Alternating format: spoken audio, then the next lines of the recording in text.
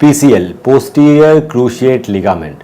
आखिर पीसीएल क्या है, इसका क्या फंक्शन रहता है, अगर ये इंजरी में टूट जाए तो क्या क्या सिम्टम्स आ सकते हैं, अगर हम इसका इलाज नहीं कराएं तो हमें क्या क्या नुकसान हो सकते हैं फ्यूचर में, और इसका सबसे बेहतर इलाज क्या है, आज हम इन्हीं टॉपिक्स पे बात करेंगे।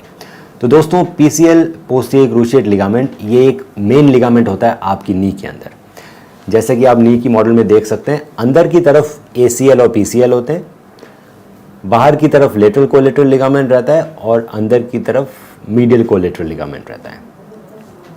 पीसीएल हमारे जॉइंट के अंदर पीछे की तरफ होता है और इसका काम होता है कि ये नीचे वाली हड्डी टीबिया उसको पीछे जाने से रोकता है। तो जब आपकी इंजरी होती है और आपका पीसीएल टूट जाता है तो आपका पाँव पीछे की तरफ लचक मारता है। इस केस में तेज़ भागने में, उबड़ खाबड़ सरफेस पे चलने से या फिर लॉन्ग जंप या डांस करने में आपको इनस्टेबिलिटी फील होती है। आपको ऐसा लगता है कि जैसे आपका पैर ट्विस्ट कर रहा है। आपकी हाई एंड एक्टिविटीज़ और एथलेटिक एक्टिविटीज़ धीरे धीरे ख़त्म हो जाती है और आप इस तरह की एक्टिविटीज़ नहीं कर पाते।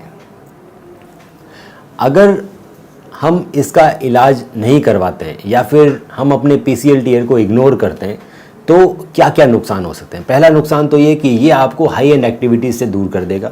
आप डांस नहीं कर पाएंगे, रनिंग नहीं कर पाएंगे, जॉगिंग नहीं कर पाएंगे, आप किसी भी तरह की रिक्रिएशनल एक्टिविटीज़ कम कर पाएंगे। इस वजह से आपका वेट भी बढ़ने लगेगा और आपका घुटना भी धीरे धीरे लचक की वजह से धीरे धीरे ख़राब होने लगेगा।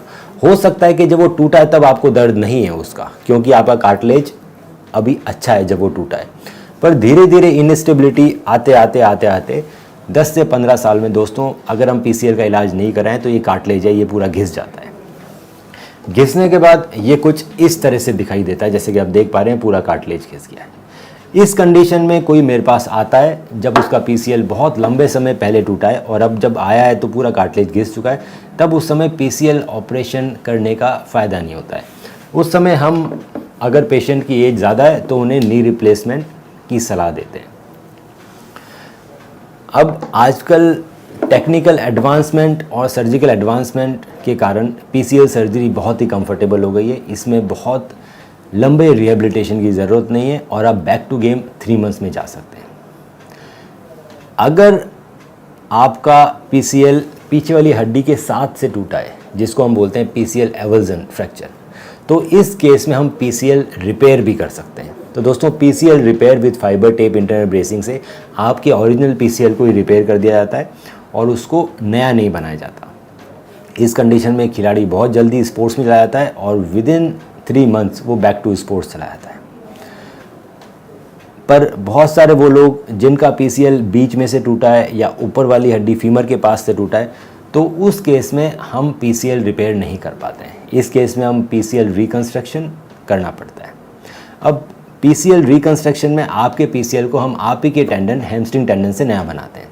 उसको जब ऊपर और नीचे वाली हड्डी में फिक्स करते हैं, उसके अलग अलग इम्प्लांट्स आते हैं। पहला इम्प्लांट होता है बायो स्क्रू की सर्जरी।